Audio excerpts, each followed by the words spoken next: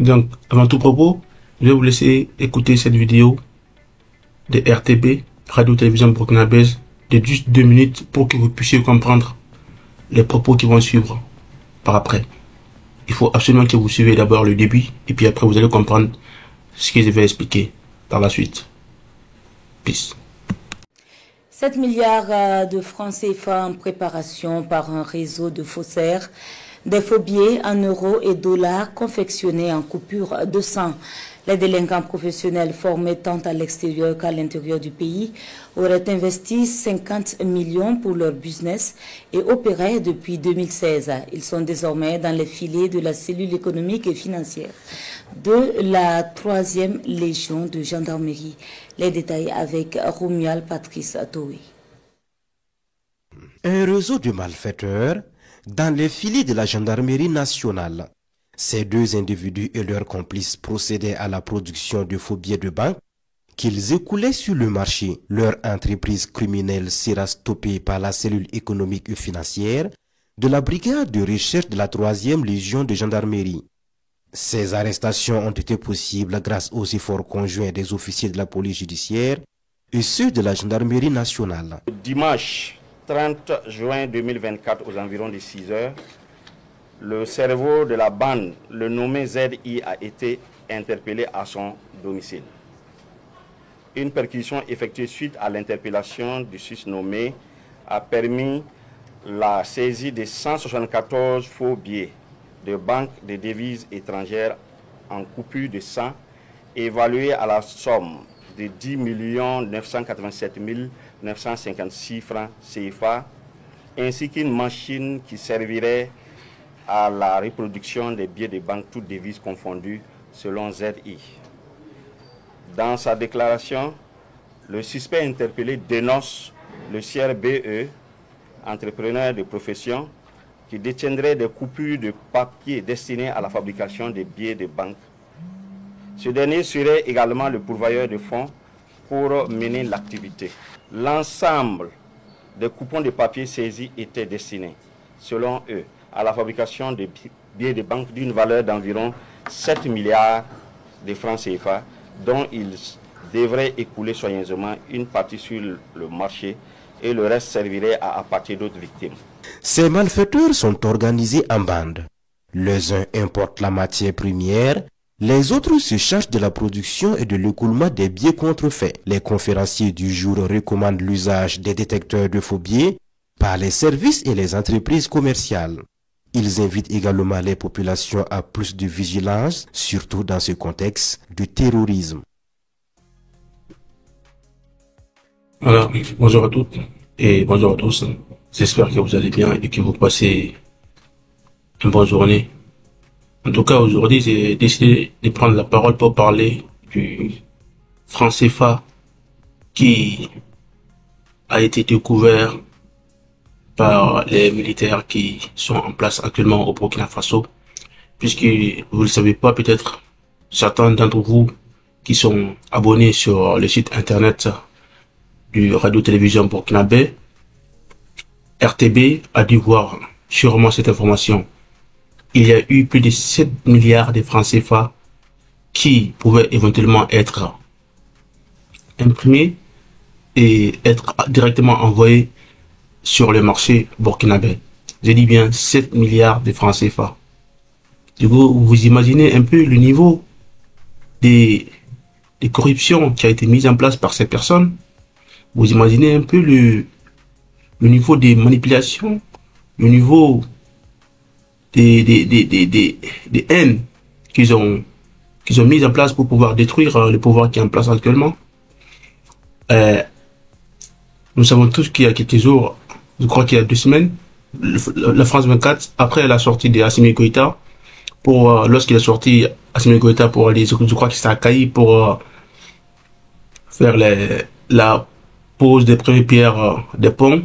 Non, je crois que c'était Aîné Sazer qui l'avait inauguré vers Kayi. Assimi Goïta avait parlé du fait qu'il y avait des personnes qui ont fait entrer des faux billets au Mali qui ont été pris heureusement par les autorités compétentes. Sauf que il y a juste 2-3 jours au Burkina Faso, Ils ont pris aussi des prisonniers, mais je vous dis bien des prisonniers qui impriment des millions de francs CFA en prison. Comment est-ce possible? Comment est-ce possible? Des prisonniers qui sont en prison, comment est-ce qu'ils vont faire pour se procurer de cette machine-là? Vous voyez la chaîne, comment est-ce qu'elle est organisée? Alors, d'aucuns diront que oui, mais peut-être qu'ils ont acheté, peut-être que ça existait depuis longtemps, certes. Mais si dans un pays, ces arts d'attitude et ces arts de fraude est à ce niveau, c'est qu'il faut absolument qu'il puisse y avoir un gang ou des personnalités qui sont vraiment derrière, quoi. C'est pourquoi je pense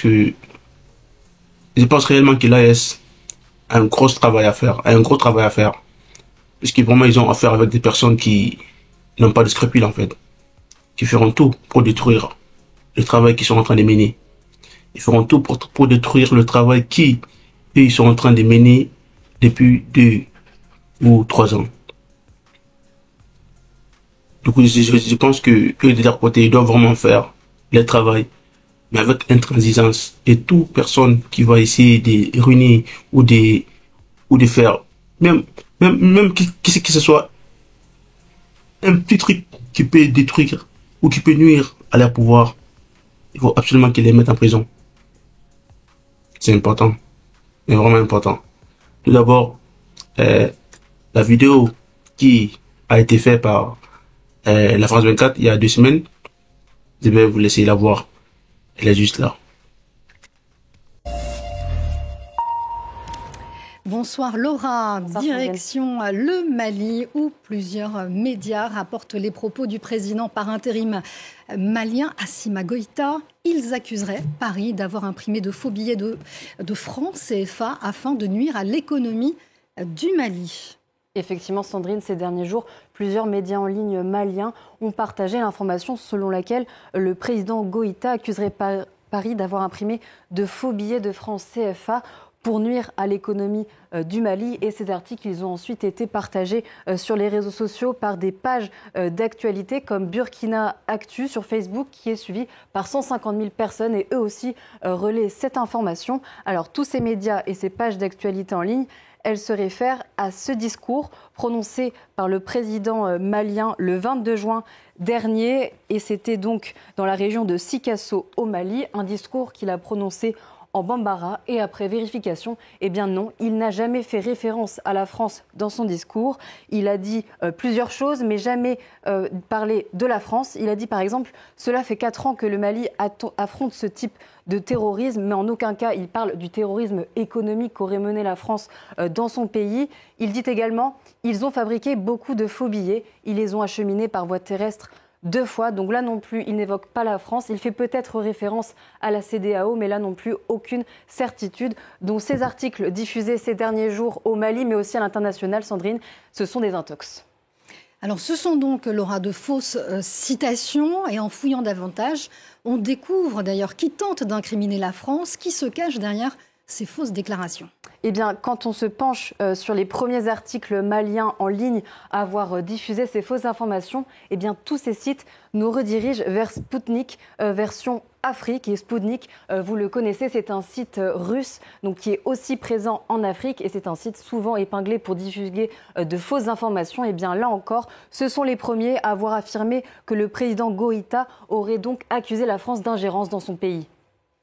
La France n'est pas mentionnée par le président malien, on vient de le voir, mais plusieurs médias ayant relayé les faux propos d'Assimi Goïta font toutefois référence à un épisode réel d'ingérence économique française sur le continent africain. On parle de l'opération Persil.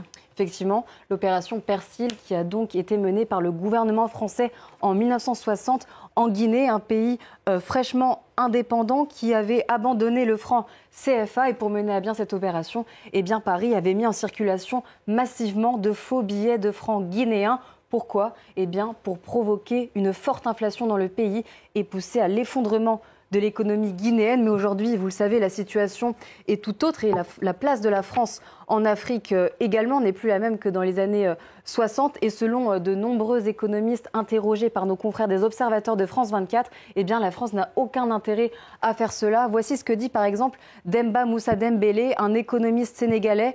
La France tient à préserver le franc CFA et a donc intérêt à crédibiliser cette monnaie. Et il ajoute que les entreprises françaises auraient beaucoup à perdre si les économies de pays comme le Mali, la Côte d'Ivoire, le Sénégal ou le Bénin étaient déstabilisées. Merci beaucoup Laura Arrudeau pour Info Intox. Et c'est déjà la fin de cette demi-heure d'info. Après avoir visionné cette vidéo, je vous invite à me laisser dans l'espace commentaire vos avis et votre impression de ce qui se passe actuellement au Burkina Faso et surtout sur l'AES, puisque actuellement nous ne parlons pas que des Burkina Faso, mais nous parlons plutôt de population de l'AES. Du coup, je vous laisse me dire ce que vous pensez de tout cela. Pensez-vous que c'est forcément la France qui est derrière, ou pensez-vous qu'il y a aussi des locaux qui jouent un rôle pour pouvoir nuire au pouvoir des capitaine Ibrahim Traoré? Je vais vous écouter dans les commentaires. Peace out.